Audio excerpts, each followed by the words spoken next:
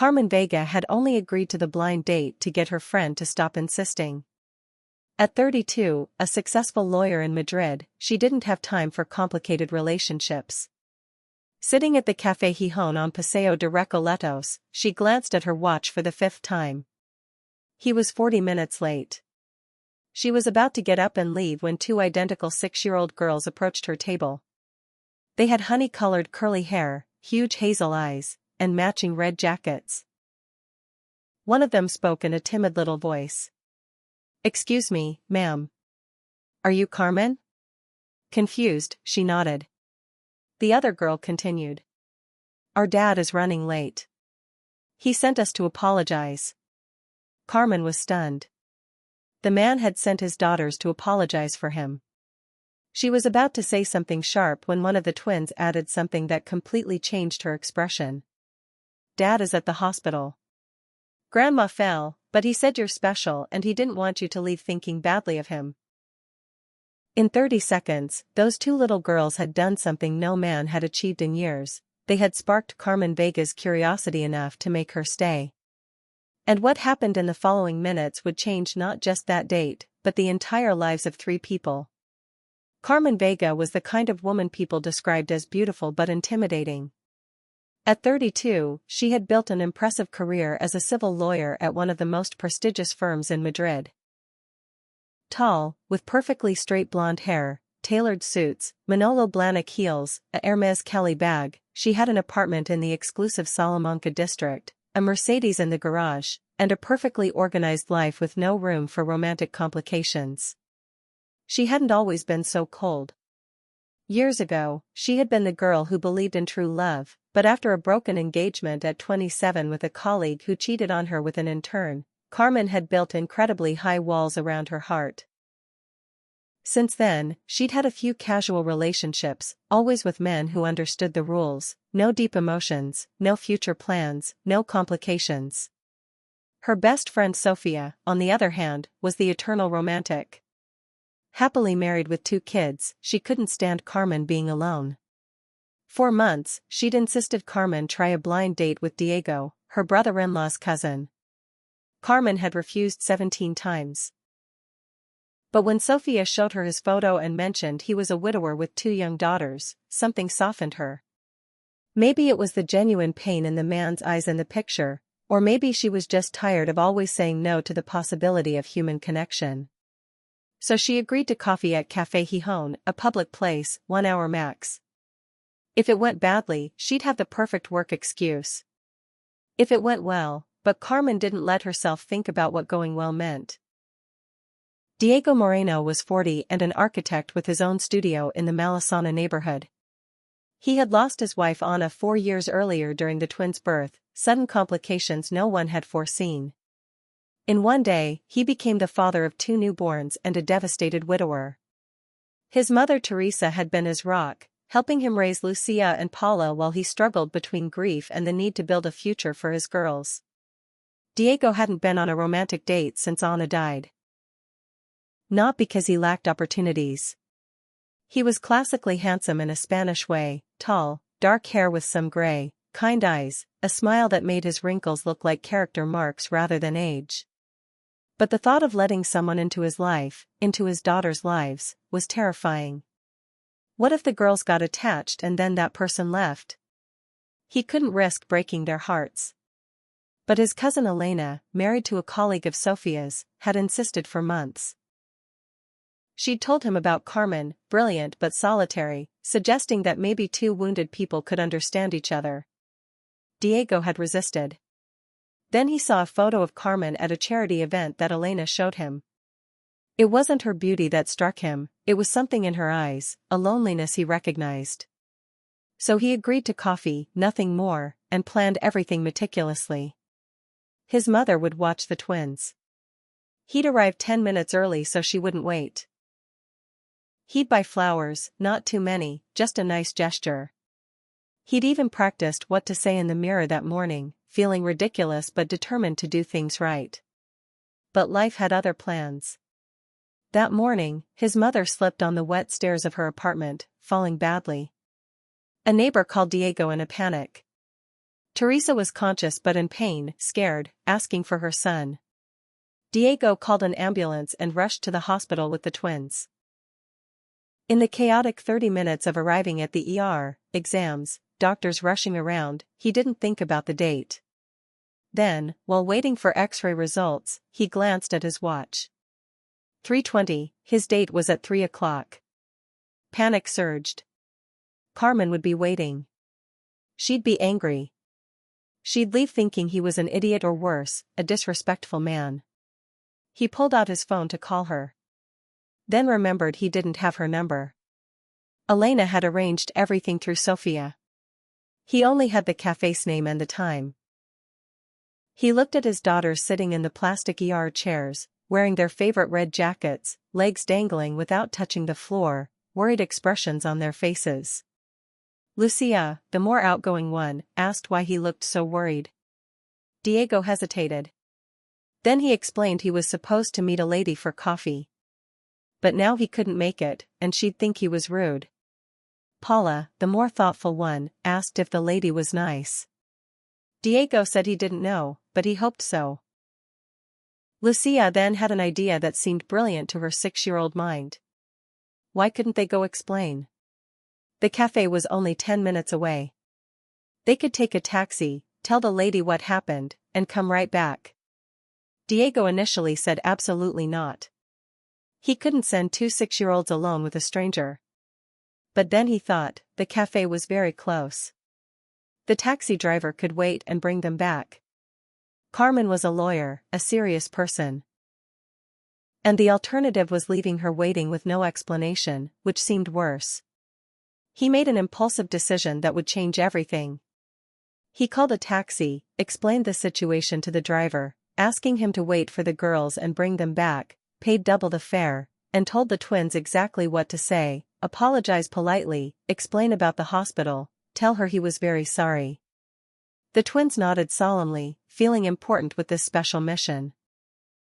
Carmen, meanwhile, had waited 20 minutes, checking her phone, answering work emails, drinking a café con leche that had gone cold. 30 minutes. 40, anger had risen. It wasn't the wait itself, it was the disrespect. If he didn't want to come, he could at least have the decency to send a message. She was signaling the waiter to pay when she saw 2 identical girls enter the cafe, looking nervously around. They were adorable in a heart-wrenching way. Honey-colored curly hair that looked impossible to tame, huge hazel eyes in chubby little faces, matching red jackets over white dresses, black Mary Jane shoes. They held hands, clearly unsure but determined. One whispered to the other. Then they both approached Carmen's table. The first girl, the slightly braver one, asked in a little voice that trembled just a bit, "Excuse me, ma'am. Are you Carmen?" Carmen nodded, completely confused. The other girl continued with a guilty air, "Our dad is running late. He sent us to apologize. His name is Diego." Carmen felt indignation rise. The man had sent his daughters to apologize. What kind of irresponsible father? But before she could say something cutting, the first twin explained quickly, "Dad is at the hospital. Grandma Teresa fell and got hurt. But Dad told us you're a special lady and he didn't want you to leave thinking badly of him. He said he really wanted to meet you." Carmen's indignation melted instantly. The hospital. His mother. She looked at these 2 little girls staring at her with hope mixed with fear that she might be angry, and felt something shift in her chest, something she'd kept frozen for years. She knelt to their level and said softly that she wasn't angry at all, that she understood perfectly, that she hoped Grandma was okay. The twins visibly relaxed. The braver one, introducing herself as Lucia, asked if they could sit for just a minute because they'd been running and were hot. Carmen laughed, something she rarely did, and invited them to sit. She ordered juices for them while Paula, the shyer one, started telling her about Grandma's accident, the wet stairs, the ambulance with the flashing lights. Lucia interrupted to say Dad had been really nervous about the date, that he'd changed clothes 3 times, that he'd bought flowers but then left them in the car when he rushed to the hospital. Carmen listened, fascinated. These two little human beings were revealing the life of a man she didn't know with disarmingly honest detail. She asked how old they were. 6 years and 4 months, Lucia said proudly. She asked about their mom. Paula got serious and said their mom was in heaven, that she died when they were born, but Dad always said she watched over them from above. Carmen felt her heart tighten.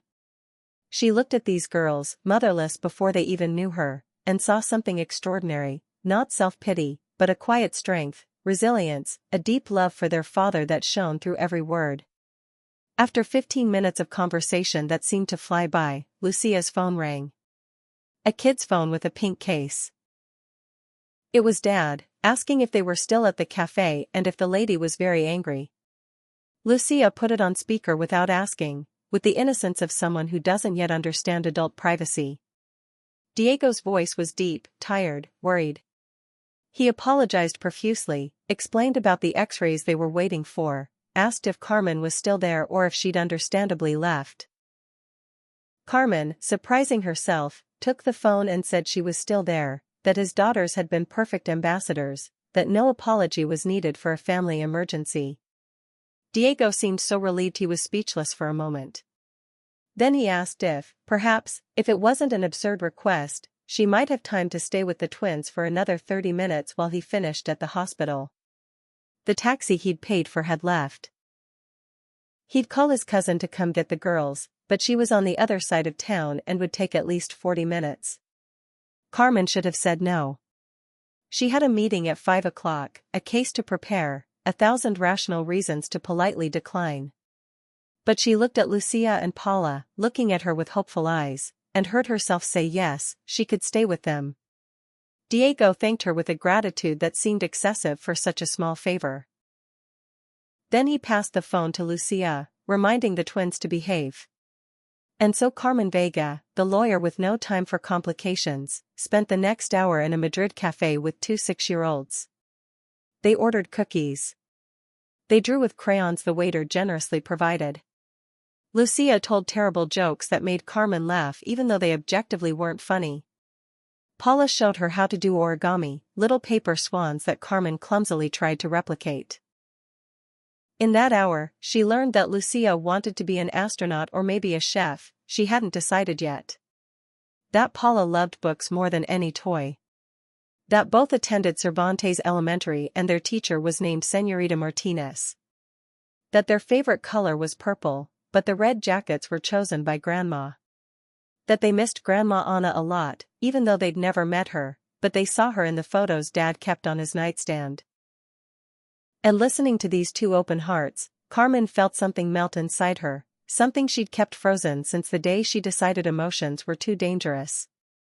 She felt, for the first time in years, that maybe she'd been wrong, that maybe the risk was worth the possibility of connection. When Diego finally arrived at the cafe, 45 minutes later, he looked exhausted but relieved. His mother was fine, just a sprained ankle, nothing serious. He rushed to the table, apologizing again, but Carmen stopped him with a smile. And when their eyes met for the first time, Diego saw something he hadn't expected, not anger, not impatience, but something warm, something that looked like interest. Carmen saw a man with tired but kind eyes, a father who'd sent his daughters on an absurd mission because he cared enough not to want to seem rude, a real man, not the perfect polished version she usually encountered.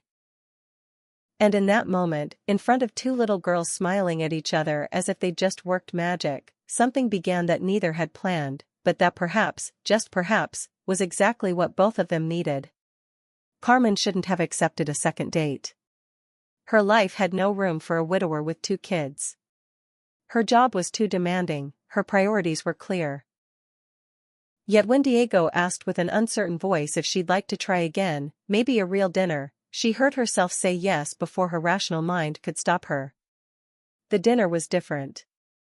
Diego chose a quiet restaurant in La Latina, not too elegant but with that warm atmosphere of places where the owners know you. They talked for 3 hours. Diego told her about Ana, how they met in college, how he fell in love with her laugh, how she died, and he felt simultaneously the luckiest and most unlucky of men, lucky to have the twins, unlucky to have lost Ana in the process. Carmen told him about her work, the career built brick by brick, the broken engagement that had made her cynical. Diego listened without judgment, without offering solutions, just with that kind presence that made her feel seen. When he walked her home, he didn't try to kiss her, just squeezed her hand, an almost formal gesture that felt perfect. The following days were strange. Carmen found herself thinking about Diego at the most unexpected moments, during an important meeting, while preparing a case. At night, in her silent apartment, she found herself thinking about the twins too, about Lucia with her jokes and Paula with her origami. She wondered what they were doing, if they thought about her as she thought about them. Diego, meanwhile, talked with his mother, now home with a bandaged ankle. Teresa looked at him with eyes that had seen too much and said something that struck him. It was the first time in 4 years she'd seen him truly smile. Not the polite smile he used with clients and acquaintances, but the real smile that reached his eyes. Diego couldn't deny it. The third date was different. Diego asked if Carmen would like to come to his house for lunch, a casual lunch with the twins. Carmen hesitated. Meeting the girls again meant something more serious, meant possibility, meant risk. But she said yes. That lunch changed everything. Carmen saw Diego as a father, not just as a man. She saw how he prepared sandwiches, cutting them into fun shapes. How he patiently listened to Lucia tell the same school story for the 10th time. How he helped Paula read a difficult book without ever making her feel stupid. She saw a man who had transformed tragedy into pure love for his daughters. The twins welcomed her like an old friend. Lucia showed her shell collection. Paula read her a story she'd written at school. Both insisted Carmen see their room, decorated with fluorescent stars on the ceiling and posters of astronauts and ballerinas. And Carmen, who had never wanted children, who always thought motherhood wasn't for her, felt something unexpected. Not a sudden desire to be a mother, but something more subtle, an openness, a curiosity about what it felt like to love so unconditionally. 3 months later, Diego and Carmen were officially a couple. They didn't live together, it was too soon, but they saw each other 3 or 4 times a week. Carmen started keeping spare clothes at Diego's place. Diego started meeting Carmen's colleagues. The twins started calling her simply Carrie, a sweet nickname only they used. But not everything was easy. Diego's family, especially his sister Marta, was skeptical. A successful lawyer with no kids, suddenly wanting to be part of their lives? It seemed too good to be true. Some of Carmen's colleagues also made comments. Cutting back hours to see a man and his kids didn't seem like the Carmen they knew.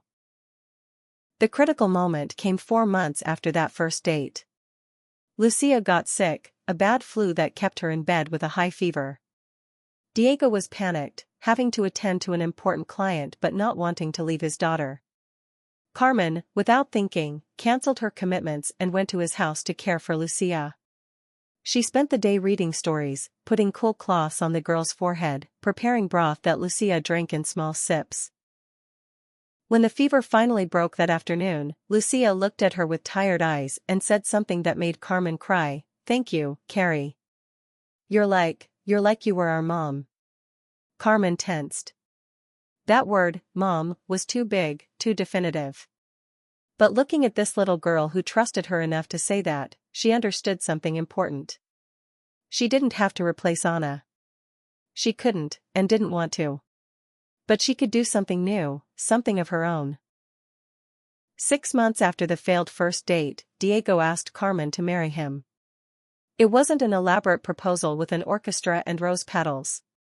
It was during an ordinary evening, after putting the twins to bed, sitting on the sofa drinking wine. Diego simply took her hand and said he wanted to spend the rest of his life with her, that his daughters loved her, that he loved her, that if she was ready to be part of his strange little family, he'd be the happiest man in the world. Carmen cried. Not tears of sadness, but of something she'd never felt before, joy mixed with terror. She said yes, but with one condition. She wanted to talk to the twins first, to make sure they understood what it meant, that they were truly okay with it. Diego agreed. The next day they sat with Lucia and Paula and explained that Dad had asked Carrie to marry him. Lucia screamed with joy and jumped on the sofa. Paula was more thoughtful, asking if this meant Carrie would always be with them. When Carmen said yes, Paula smiled and said simply, "Good, because we want you here." The wedding was small and perfect, only close family and intimate friends. The twins were flower girls in lavender dresses they'd chosen themselves. Teresa cried through the whole ceremony. Even Marta, initially skeptical, admitted she might have been wrong about Carmen. But the most memorable moment came when, after the exchange of rings, Lucia and Paula gave Carmen a bracelet they'd made at school. It had lettered beads spelling out "Mommy Carrie." Carmen looked at Diego, then at the girls, then at that bracelet trembling in her hands, and understood this was her family. Not perfect, not traditional, but hers. The first months of marriage were an adventure and adjustment. Carmen moved into Diego's house, bringing her modern furniture into a space filled with toys and children's drawings. She learned to cook meals the girls would eat without protest. She learned the chaotic rhythm of school mornings, afternoon homework, bedtime stories. It wasn't always easy. Sometimes the twins tested her, pushing limits as all kids do. Sometimes Carmen felt overwhelmed, wondering if she'd made the right decision. But Diego was patient, reminding her she didn't have to be perfect, just present. 2 years after the wedding, Carmen got pregnant. It was a surprise, unplanned but welcome. The twins, now 9, were thrilled at the idea of a little sister or brother. When Mateo was born, a sturdy baby with his father's dark hair, Lucia and Paula fell in love immediately. Carmen looked at her expanded family, Diego, the twins, the baby, even Teresa who had become like a second mother. And she realized how much she had changed. She was no longer the cold woman obsessed only with her career. She was still a successful lawyer, she now worked part-time to have more family time, but she was also a wife, a mother, a person who had learned that opening your heart, even with the risk of pain, was what made life worth living. 10 years after that failed first date, the Moreno Vega family gathered at Café Gijón. It had become an annual tradition, returning there to celebrate the anniversary of the day it all began. The twins, now 16, amused themselves by telling the story to Mateo, now 8, about how they had made Mom and Dad meet. Sitting at the same table where it all started, Diego took Carmen's hand and asked if she regretted waiting for that man who showed up late. Carmen laughed, that free sound that came so easily now, and said it had been the best wait of her life. Lucia, now a teenager with hair still curly but more tamed, said she sometimes wondered what would have happened if Grandma hadn't fallen that day, if the date had gone normally. Paula, thoughtful as always, said maybe some things were meant to happen exactly as they should. Diego looked at his wife, his daughters, his son, and understood that sometimes the best plans are the ones that fail. Sometimes emergencies lead you exactly where you need to be.